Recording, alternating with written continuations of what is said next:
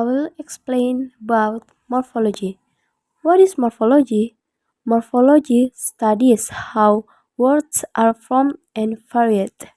It studies the relationship between morphemes and how morphemes can be put together to create new words or new forms of the stem word. Morphology is the study of the small segments of language that carry meaning.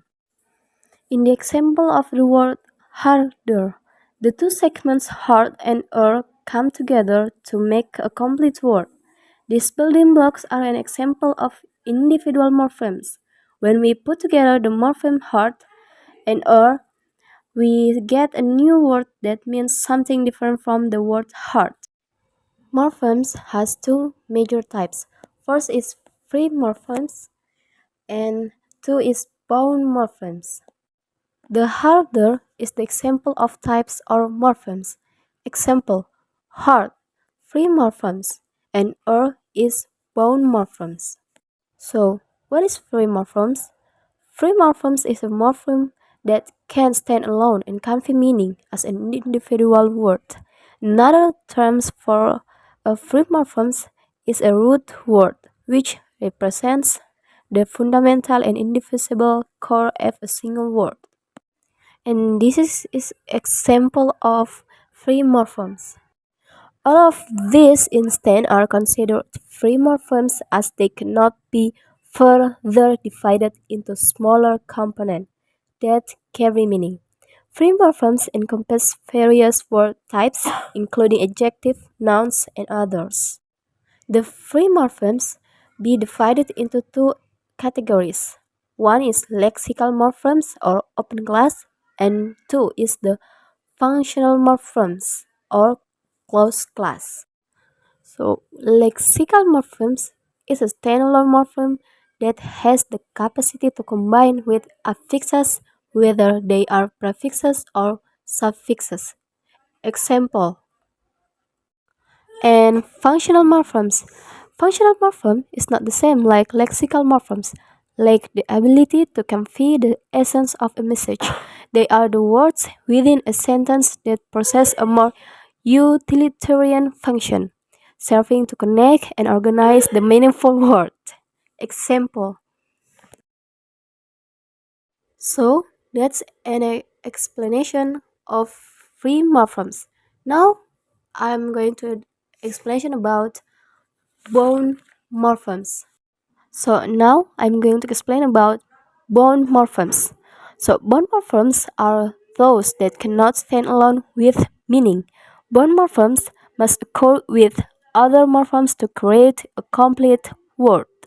Many bound morphemes are affixes, but not all bound morphemes are affixes.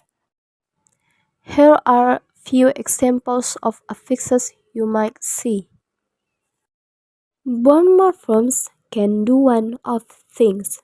One is they can change the grammatical category of the root word, and two, they can simply alter its form. Morphology example. Look at this, the list of words. Every word in this group possesses multiple phonemes, which are unique sounds. The word firehouse commences with an F sound and concludes with an S sound. Nevertheless, these sounds by themselves lack significance. Dividing the word into smaller segments reveal the morphemes fire and house.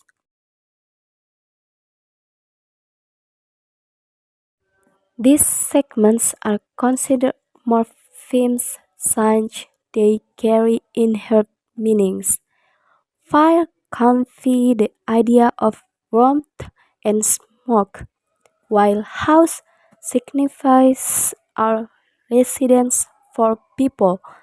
Combining these morphemes generates an entirely fresh word. The other examples in this list work the same way. So now I'm going to describe about semantics. What is semantic? According to linguists, semantic is the technical terms used to refer to the study of meaning, and science meaning is part of language. Semantic is language. Semantic is the relationship between a word and the concept or meaning of the words, as well as the object or things that refer to it that are outside the language.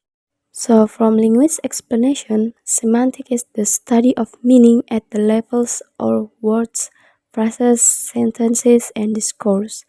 This term is used in linguistic and also in other disciplines, such as philosophy and computer science. Semantic is about the study of meaning. For example, the semantic field of school would be students, teacher, and exams, and semantic field of animal would be cat, dog, duck, and bird. Semantic has two types, structural semantics and cognitive semantics. Structural semantics is the study of relationships between words in a sentence. Basically, we look at the how meaning can be composite of smaller units.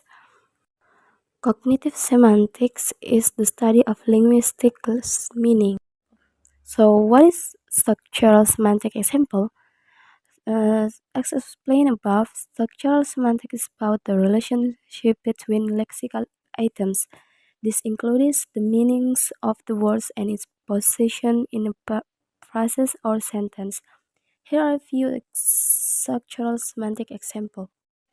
One is denotative and connotative meaning. Describe the literal meaning of the word. There is no additional value attached to the word.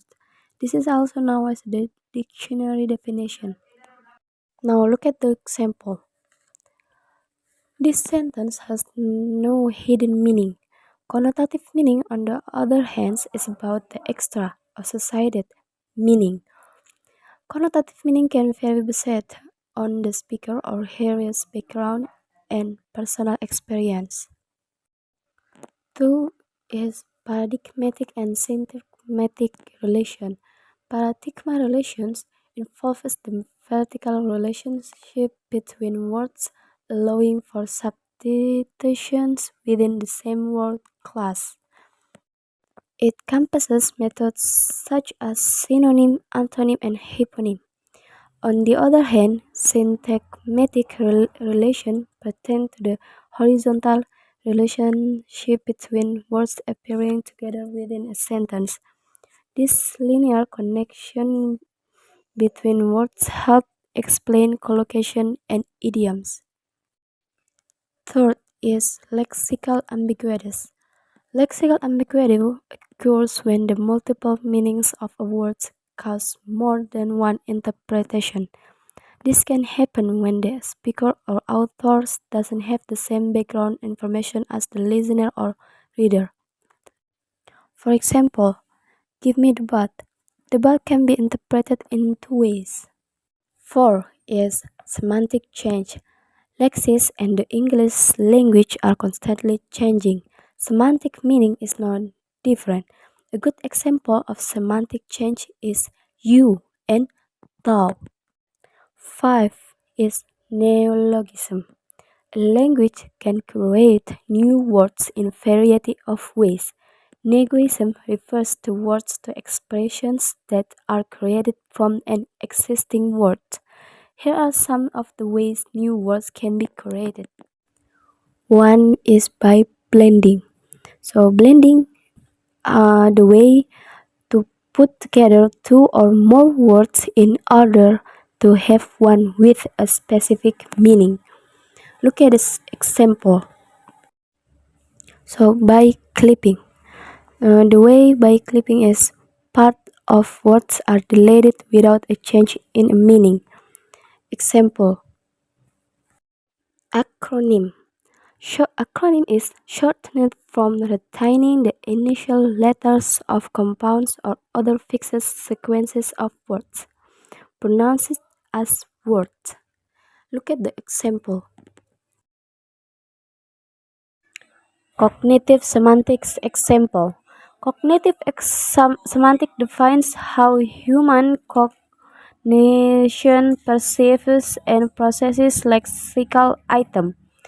Cognitive semantics argues that lexical meaning is conceptual and that individual experience can affect meaning. Because of this, cognitive semantics is closely related to figurative language such as metaphor, metonym, hyperbole, and oxymoron, among others. Here are a few explanations and examples of metonym, hyperbole, and oxymoron.